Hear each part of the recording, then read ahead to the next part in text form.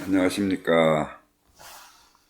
네이버 카페에서 인생의 내비게이션을 강의하고 있는 청일 권순정입니다. 제가 인생의 내비게이션을 강의한 지도 한 5년이 돼가는 것 같아요. 그래서 이제는 하나하나 정확하게 이제 다듬어가는 강의를 지금 하고 있습니다. 그래서 오늘은 인생의 내비게이션, 열반이라는 것의 개념, 열반의 개념을 정리를 한번 해 드리고자 합니다.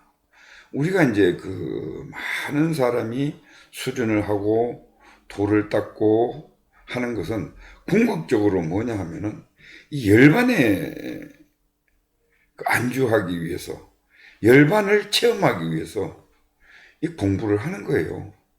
고행을 하는 거죠. 서가모니 부처님도 그 고행 6년을 하고 그렇게 해서 겨우 체험한 것이 열반 체험한 거예요. 열반을 체험하고 나서 그걸 이제 우리가 깨닫는다 이렇게 얘기하는데 거기 열반 체험이에요. 깨닫는 것이 뭐예요? 아는 거거든요. 열반을 몸소 개념적으로도 알았고 체험적으로도 알았고 그래서 열반이라는 것을 확실하게 아는 것이 그게 깨달음이에요. 우리가 그걸 깨닫는다 그러죠. 무슨 일을 하다가 오늘 깨달았다 이러죠. 그 일에 대해서 일상생활에서 그거 확실히 알았다는 거예요. 그렇잖아요. 확실히 알았다는 것이 깨닫는 겁니다. 대신에 그 깨닫는 것이 적은 게 있고 큰 게 있고 그 차이뿐이에요. 그래서 열반을 우리가 이제 깨쳤다, 이제 깨달았다, 이제 성불 했다, 이런 식으로 하는 거는 열반을 정확하게 몸소 체험하고 아는 겁니다.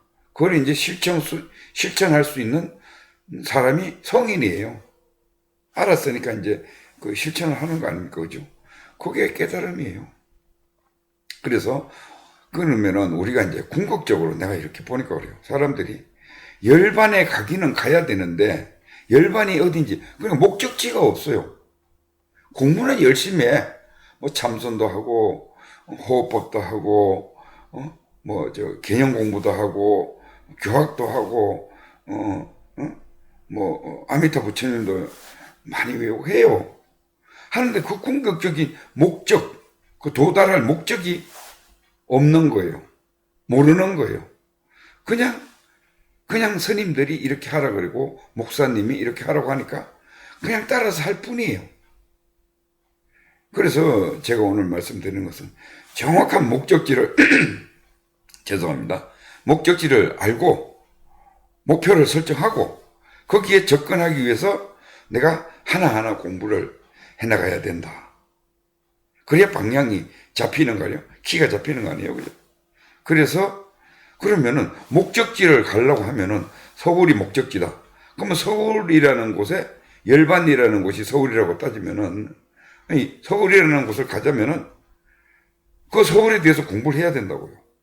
서울이 어느 정도 위치에 있으며 어떤 환경이고 어디로 해서 올라가면은 길이 있고 이런 것들이 부산에서 서울 간다고 만약 하면은 그 마찬가지예요. 서울에 대해서 알아야지 서울 가서 여기가 서울이구나.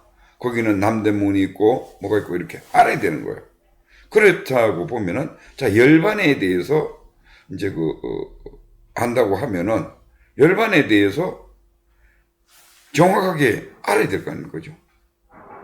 그래서 열반에 그게 오늘 이제 열반 개념 정리인데 열반이라고 하는 것은 이 상락아정이에요. 상락아정. 첫 번째로 공적영지고 상락아정. 이거는 불교책에 수없이 많이 등장을 안 하는 곳이 없을 정도로 열반은 공적영지하다. 상락아정하다. 거기가 열반이다. 수없이 얘기를 해놨어요. 그런데 그냥 개념적으로 이렇게 생각을 하고 그냥 말아요. 그러니까 추상적으로 말아버리는 거예요. 그래서 진전이 없는 거예요, 공부가. 그래서 열반이라는 것은 상락아정하고 공적영지한 자리가 열반이다. 그러면 공적영지가 뭐냐? 따져봐야 될 거 아니에요, 그죠? 그럼 공적영지는 말 그대로 공적, 고요하고 아주 고요하고 숨소리도 안 나는 고요하고 영지, 또랑또랑하게 뭘 알아차리는 것이 있다. 열반에 가면은 고요한 가운데에서 뭔가 알아차리는 놈이 있다. 쉽게 얘기해서 알아차리는 거다. 그게 열반이다. 무슨 개념을 이래 잡고 그 다음에 그 속성이 뭐냐? 상락아정이다. 상락아정은 뭐냐? 항상 상자예요. 항상 상자. 항상의 영원해요. 이 우주의 진리는 영원하지 않으면은 진리가 아닙니다. 바뀌면은 그건 진리가 아니에요. 영원합니다. 그 다음에 즐거워요. 왜 즐겁느냐? 이제 나중에 좀 나옵니다만은 고민이 없어. 생각, 감정, 오감이 없어. 생각, 감정, 오감이 없으니까 어떻게 돼요? 걱정할 게 없어. 생각이 안 떠오르는데 어떻게 걱정할 게 있어요? 그럼 즐거운 것밖에 없어요. 그 다음에 이제 나라는 건데 그죠? 나는데 이 전체가 이 우주 전체가 나야 그냥. 그러니까 예를 들어서 지구가 달이 있으면은 지구가 예를 들어서 나의 머리라고 하면은 저 달이 뭐 손가락 정도 되는 정도의 이렇게 이 우주 은하수 전체가 한 덩어리야. 나야 그냥. 이 우주 덩어리 전체가 그냥 하나야. 단지 각기 기능이 있을 뿐이야. 우리가 손발을 따로따로 움직이고 그 기능이 각자 손이 할 일이 있듯이 이 우주 전체가 그냥 나야. 통으로 나야. 그 열반에 들어가면은 그 다음에 정이에요. 이 청정할 정자거든요. 청정. 물들지 않는 자죠. 이것도 불교책에 수없이 나와요.